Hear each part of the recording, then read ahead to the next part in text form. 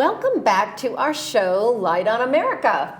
I'm Pat Mycone, president of the Republican Club, and I'm here with my friend and colleague, Ro Kendall, who's our vice president of programs, and we're also here with our special guest who's going to be speaking on the Second Amendment. We are so glad to be back to be able to provide facts and truth surrounding so many of the key issues of the day, facts that really aren't being portrayed often in the mainstream media. We will seek and continue to dispel misinformation and disinformation about these facts that are being putting out. Oftentimes, and mostly, they are to suppress the truth. So with that said, I'm going to turn you over to Ro, who will introduce our expert guest, and we're looking forward to talking more about the Second Amendment. Thank you, Pat. Yes. Well, we're very, very pleased today to bring our previous month's guest back, and that would be Greg Boslog, who is the owner and operator of On Target Shooting Range in Laguna Niguel. And we're just really happy to have him back because we have so much to talk about. And so welcome, Greg. Thank you very much. Yeah, this is great. I'm glad to be here. Thank you. There's a lot of information. We have way too much time. Yes. Way too much stuff to talk about in this limited amount of time. And quite frankly, I would encourage your viewers to do a lot of research on their own as well. If we say something here, if I say something here, please check it out. Come on down to the range. It won't cost you anything. We have free coffee. Come on down and look and check it out yourself. Or there's still these great ladies here have a lot of information that they are willing to share with you. That it's the reason I'm here, to help support you guys and your program that you've been doing. Thank you. Well, we're so grateful to you, Greg. And we will have some information sources up at the end of this show that they can go to. Perfect. Yes. Well, I think one of the first things we want to talk about are some new legislative issues and in fact laws that our governor has signed. And a little more clarification. I'm sure you're very aware of all the ins and outs. The first one would be SB 2. SB 2 was, Senate Bill 2 was signed, and a CRPA, California Rifle Pistol Association, literally before the ink was dry from Newsom's signature, they filed for a motion to basically stop the law from going into effect. And it's a difficult law in that it is far-ranging, far-reaching, and on its face is unconstitutional based on historical precedent from two other states that tried to pass the same draconian rules. They banned those carrying concealed from many, many places, far more than what are currently allowed. It further denies one exercising their constitutional right to carry conceal from carrying the gun to protect themselves, their family, you, me. It also creates issues with what constitutes a gun-free zone. What is a gun-free zone? Right now, it's the best hunting ground for a person that wants to cause damage, a terrorist or a mentally ill person or something. Yes. And all of these events take place in gun-free zones. So it further creates larger gun-free zones. It also creates huge problems for our law enforcement. It doesn't help them, it hinders them because it's confusing, because it's so far-reaching. Even our own Sheriff Barnes is because I work very closely with the Sheriff's Department for the concealed carry. I am an instructor, I do teach the classes, and so we've tried to meet with the Sheriff's Department and say, what do we do? And even they are confused because the law is so confusing. And it does nothing to help, it really doesn't. It's a sad commentary on someone overreaching their power, overreaching their scope of elected officialdom. It seems to defy common sense. You know, we're always concerned about families, children, and yet when we're allowing criminals who carry guns not have consequences, yet we now have all these gun-free zones, it's just upside down from really caring about people, children, families. It's just, it defies common sense to me. I think Israel is a very good Yes. example of that, Greg, right? It is an example where they went very, very hard over about stopping freedom of carry. Now, this is a country surrounded with people who want to eliminate them, and yet they restrict right to carry. They restrict gun ownership. And as we all saw, in literally a matter of hours, thousands of people were killed, and in the last weeks, and thankfully the hostages were returned, some of them anyway. Yeah. We see where a lot of people died because they were not prepared, yet they all served time in their army. Right. They all served time. They were all trained, but they took their guns away from them because they felt it was unsafe. And now they're rethinking that a lot. And that should be a prime example here, because Yes. whenever the government takes away a freedom, it takes bloodshed to get it back. And in Israel, they've learned again, they don't have a whole lot of friends around them. And if they get a chance, they're going to do something to their country. Here we have in our Constitution to protect the First Amendment, we have the Second Amendment. And we have the opportunity to keep that strong, to keep a First Amendment, to keep freedom of the press, to keep right of our religion, to do whatever religion we want. We have a freedom of assembly. We have all of those freedoms, and they're guaranteed. And yet we have elected officials who feel it's their right, after they've sworn to uphold the Constitution, Yes. and raised that hand and said, I will support the Constitution, and yet they do their best to deny us the rights under that Constitution. So I may be preaching here, but I feel so strongly that people need to understand Yes. these elected officials, for some reason, they just take this strong left turn, or whatever turn it is. It's not the one that looks out for us. Yes. It just It's defies not- common sense. It's not right for us, and that's hard to imagine. Why did they feel that they have the right to deny us our rights? Yes. And I'm tickled pink you guys are doing this. I mean, that's why Well, I'm we are supporting too, you. Greg. And Ro and I were saying we think we could do this show every month with all the information you have. But Yeah, and I'm sorry to get on my high horse and preach, if you will, but this is so many people, and again, I invite your viewers to review you with you guys, with us, whatever. Look at your basic rights all the way from the first page to the last page. What is my rights? And how does supporting those rights support myself, my family, my neighbors, my city, my community? That's the most important thing. How do I support my community?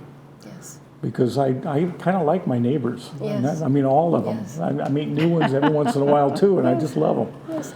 And we too, we value our villagers, and that's why we're having this show, because we know that not everyone gets the same information, yet by having this out to our villagers, we hope that everyone will have an opportunity to get more information and look at things more carefully and really think. There's an idea that was promoted in a recent meeting at one of the Concerned Citizens meeting about gun control. And I couldn't go to the meeting I wanted to, but when you think about gun control, I think about cars. Cars, people get killed in car accidents, right? But do we have car control? No, we control the people. We have people not drinking while driving. We have people who are mentally ill. It's the people. It's not. Have rules, traffic rules and Yes. signs and speed limits. There's ways to, take care of the safety. And we have that with guns too. Yes. People are afraid, but once they take some information from Greg, they learn not to be afraid of guns. Guns can be our friends. Very much so. It's strictly a tool. It's actually safer than a car. 35,000 people died last year from car accidents. Yeah. It's that number. I listen to old time radio once in a while. It's kind of unique to hear an old show and go, oh, I remember that. But part of that is they play the commercials. And after World War II, actors such as William Bendix and some others made these commercials about car safety. Obey the rules. And their quote is 35,000 people died last year. and this is in the late 40s, Yeah, early that's, 50s. oh, wow. There's still 35,000 people a year dying from car Oh, the accidents. same amount. Same number, Yeah, the same more number. drivers. So Yeah. either we are safer, Yes. or there's less deaths, but still drunk driving is still an all-time Yeah. high. Right. And that's tragic because there's this huge number of children that are killed by drunk drivers. That's unconscionable. I don't know why that happens, but it does. And so when they try to say, hey, you know, guns are out of control, guns are this, I think you need to stop and look at what the real problem is. It's not the gun. It's not the guns. It's not the gun. It's not the guns. And right It's- now, fentanyl's the big drug Yes. of choice. And we were talking with some people this morning about that. There's some children that they knew in the neighborhood all got together and started taking these fentanyl. And one of them has died. Well, okay, I'd like to get him into a shooting club and get him doing this and get him into, you know, sports outdoors, Yeah. all of that stuff. But when I look back, actually all of last year, we weren't allowed to talk to kids about guns.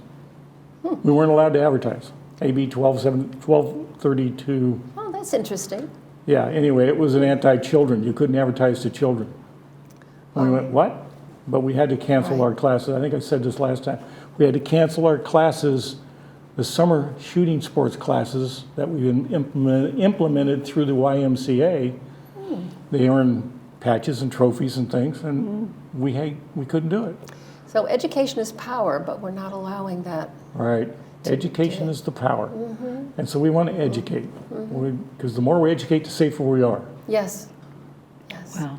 And you guys are educating people. Thank you. like We Thank hope, you. we hope. And in the spirit of educating, I think we have a film clip that we want to show, which is actually in regards to what we're talking about, but it brings it home, brings it here to California and what's happening. So hang on just a second and we'll have that clip for you. For my next guest, it was like any other day. Work, the gym, returning home to his family, his wife, and his 5-month-old at home waiting for him. But as he was unlocking the door, 2 armed thugs shoved a gun in his face, tried to push their way through the door. Well, it was then that he did what any responsible concealed handgun permit holder would do. He decided to defend himself and his family, and a gunfight ensued. Now, everyone's safe, but those armed robbers are still on the loose. But even worse, perhaps, California has revoked that man's permit to carry. Again, the Golden State values strike again. Joining me now is Vince Ritchie, the man who defended his family, and Colian Noir, who's a Second Amendment advocate and attorney. Vince, let me start with you. Tell us very briefly, what happened. Well, thank you very much for having me here. I was coming home after a day of work in the gym, exactly like you said, and the thing I never thought was going to happen happened. I turned around to the surprise of 2 armed gunmen trying to get into my home. And the first thing I thought was my family, and there's no way I'm letting this happen. And do you carry regularly? I know you're a concealed carry permit, but do you carry regularly? At the time, I wasn't really carrying because I never thought that I was going to have to use it. I never wanted to know that I thought that this was really going to happen. But after seeing this uptick in crime and homelessness, and it just became commonplace that robberies were going to happen, I said, this is a responsibility I need to take. But it's not even a CCW matter because I was on my own property. I was walking in to the driveway and the entryway of my house. So this petty attempt for them to strip me of my ability to carry outside of my house for something to happen on my property, it's just unexplainable. I see what you're saying. Well, DC has really strict concealed carry rules. You have to register 1 gun at a time. So is the gun you used registered as a concealed carry? Yes, the gun, a Glock 26 is registered as my 1 concealed carry, which at the time, like I said, I never really thought I was going to have to use it. And I went about it the right way. I acquired it the right way. They granted me the right to carry. Now they're stripping me with the men at large that were looking for me and not giving the ability to defend myself. And I hope Sheriff Colian, Laguna what's the is reason? listening. Go ahead. What's the reason? I mean, I think it's pretty blatant what the reason is.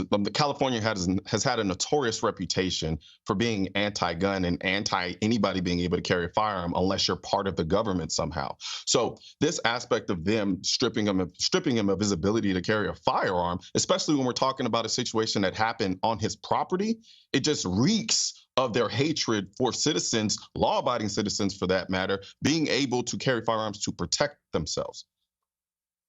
Well, I have to say, Vince, Newsom did propose that 28th Amendment to the U.S. Constitution, which would, preserve the language of the Second Amendment, but then add a whole bunch of new requirements and limitations to gun ownership in the United States that, they claim is, very, very popular and people would want.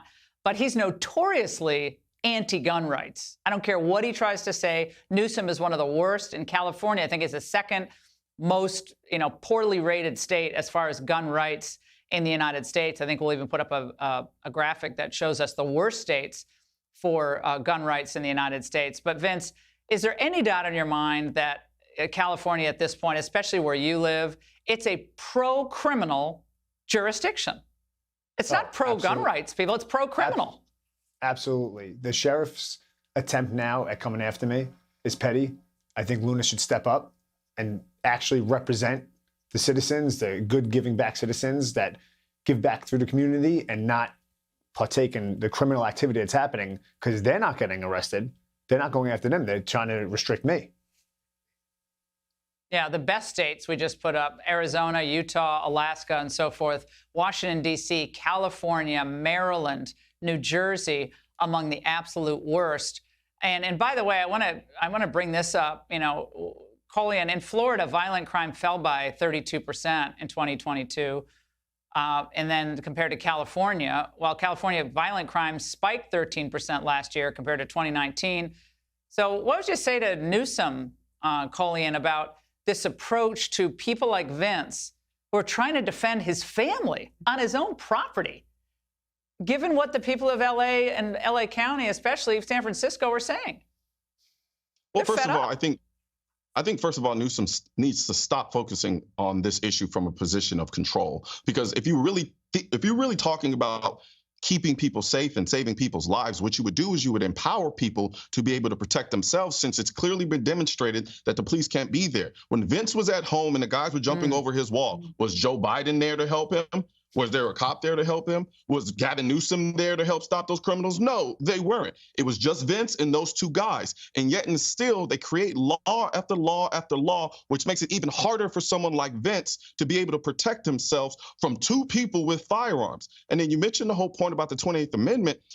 The mere fact that he's trying to push this demonstrates how much he hates the Second Amendment, because if he understood the Constitution and the Second Amendment, it was written to tell the government what they can't do against our ability to own and carry firearms. But yet he's creating an entire amendment which limits that ability. That's insane to me. Vince, you're going to get your concealed carry permit back if we have anything to say about it. Vince and Colian, thank you so much. Wow, what did we think of that? I mean, that was pretty powerful video, and we would like your opinion, Greg. What do you think? Well, I have seen several videos like that, and this individual, unfortunately, had to exercise his legal right. He was trained. He had to go to classes. He had to pass background checks. He had to, in order to purchase a firearm, he had to pass additional background checks. All the training he took, all the experience he had, all the practice he did came into play legally, lawfully, and you saw that in the video of him having to defend his life from some individuals who are willing to take his. And I'm surprised he did so well, quite frankly, because most people freeze when a gun gets stuffed in their face. Right. And I talked with other individuals who, I'm going to call them survivors. They survived a CCW shooting incident. I've talked to a number of them. I asked them the same questions: is how did your training do? How did it kick in? Do you feel you were trained enough? Because we train people. Do I need to modify my training to make them more aware? Training, training, training. These people did well. He did excellent. He's going to be denied his legal right temporarily. and the lawyer's involved because it's Los Angeles County, and I'm going to pick on LA County. They have the most draconian rules and results. But basically, he has his license suspended. I don't know if they still have his firearm or not, but he had to shoot it. They usually impound it. Whether he gets it back or not will be up to the police department. He is going to be denied access to a CCW. He will be denied access to protect himself for the next X number of days. And Los Angeles is very slow to process.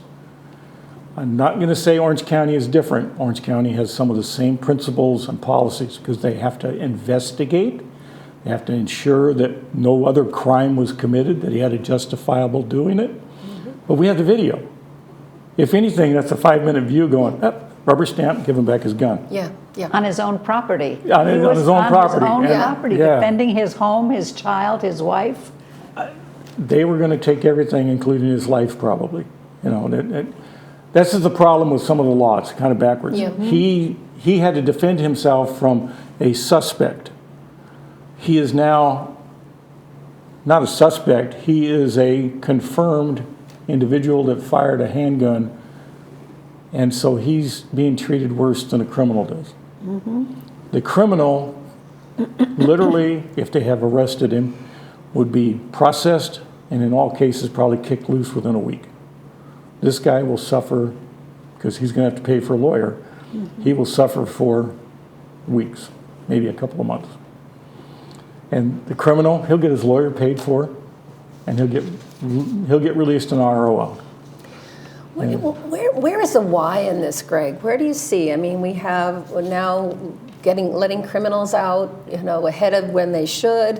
Where is all this leading? Any thoughts on that for you? I'm going to call it a degrading of the criminal system. It's simpler to just kick them loose and hope they don't come back, maybe go commit a crime somewhere else. I had a chance to meet Sheriff Joe out of Arizona a couple of times. Love that man. Joe Arpaio. And Sheriff Joe had a comment, and his comment was that the criminals that commit a crime in his jurisdiction go to his prison. The pink jumpsuits, the pink underwear Right. in the middle of the desert. And he got sued by the ACLU and other people multiple times because he was treating them badly. Yeah. Yeah. Well, he wasn't. He was treating them better than our U.S. troops are being treated in Iraq, Afghanistan, and all the rest of those places. They were eating better food. They were sleeping in better quarters than our Marines were. And so the ACLU lost every one of those lawsuits, every one of them. Oh. And Sheriff Joe got a comment from criminals, and they said, you know what? We don't like the way we're treated here. And then he said, go break the law somewhere else then. And his repeat offender numbers were literally 10%. That's what I was told, 10% of what everybody else's was. What a great model he had. Huh? Yeah, because he treated them as criminals. He made them serve their time. By law, he got sued. They said, you have to supply a TV. He goes, okay. So he put in literally like 2 TVs, and they were to the Disney Channel. They said, well, you have to give us radios. Okay, so he had a piped-in music. He played nothing but classical music. And everybody said, well, this isn't fun. I get treated better in the jail down in Tulsa, Oklahoma or somewhere. Yeah, well, this is a jail. This isn't a resort center. Wow. And he made him clean floors. He made him sweep the place.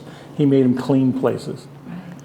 They ate bologna sandwiches, right? Because it was a jail. Yeah. There are consequences for breaking the law. But here in California, I don't know so much in Orange County because I know, working with the sheriff and the DA and some other people, I know they try real hard, but there are a few liberal judges around which say, hey, LA County, not so much. That DA has been terrible on holding people accountable for the crimes they commit.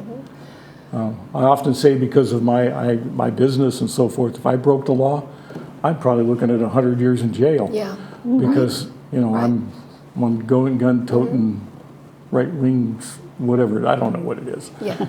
Talk about extremists. I was going to ask you, in the news we're hearing about extremists, and the extremists are conservatives, Christians, Jews, all this, and I'm concerned, and I'm concerned with losing our guns and having our free speech impacted and being labeled. This is very concerning to me. Well, and that's the ploy of the, I'm going to call them Democrats, and some of your viewers may go berserk, go, whoa, but understand this, it's the number one tool of the Democrat toolbox, and that is to label you something falsely, so that people will think bad of you first, and then everything they say after that might or will be believed. And so we've seen it. You guys have pointed it out previously. We see it and we see it. They label you. I've been labeled a couple of times as racist. I'm not going to get into it, but my background, I'm about as far from racist as you can get. The only thing I'm against is stupid people with guns doing stupid things, unsafe things. Right. Okay, I've been the range. Some of the reviews in our ranges were overly safe. I find that oxymoron. Overly, exactly. Can we be overly safe, right? Is there such a thing? Yeah, and so I'll take that. Okay, I'm overly safe. Good. But because I care. And training, we started with training. Don't let people label you. I fully expect that one or two of your viewers out there going, oh, that nut job's back on their TV again. Okay, I'll take it. I'm over 21, I'll do it. And support you guys and support people, your 17,000 people in this community. I'll do it. I'll do what I can always to support, because that's. We have a wonderful village here. We have about 250 clubs. We have the Republican Club, the Democrat Club. We've got concerned citizens, bridge builders. We have all these wonderful clubs amongst them to bring people together. So we just have to be willing to, talk about what's really true and what we can do to address the real issues. And that's what we try to do. And thanks to the Second Amendment, we have the freedom to do that, don't we? Yes, right. And I love it. Greg always says, doesn't he, that the Second Amendment the Second Amendment protects the First Amendment. Yes. Right. And it will always be that way until people give up. It's up to the people. If we give up, we'll lose everything we have. We'll become someone likened it. We'll be the largest third-rate country in the world, and I would hate that. Yes. Golly. Well, that's the point. We have to stand up and we have to speak what's true, and not be coward and intimidated by anyone, really. I mean, we have to speak our truth. Yes, and we can say it with kindness and love. I mean, we care about people. We care to tell them the truth. Yes. Greg, we're coming down to a couple minutes here, and we just so appreciate you coming in today. I know our viewers, hopefully you'll be able to gather this information, look for information yourself, and going forward, we're going to try to keep you updated. I know with our Republican Club, you can go to our website. We'll be posting this video on website. You can see it on Village TV and on YouTube. And next month, we'll be back. Greg, thank you for coming. We so appreciate you. And we might have you back as things change. No, I'm pretty sure they're going to get sick of seeing me. Well, that's okay. We'll decide. And so next month we're going to have another speaker next month, and we're not going to tell you yet, but we have some ideas. But meanwhile, we hope we are coming into Christmas and Hanukkah season. So Ro and I wish you all a wonderful Merry Christmas. Happy Hanukkah. Take care of yourselves. And Happy New Year, too. Yes, and Happy New Year. That's right. Yes. Coming up to that. Yes. Thank you.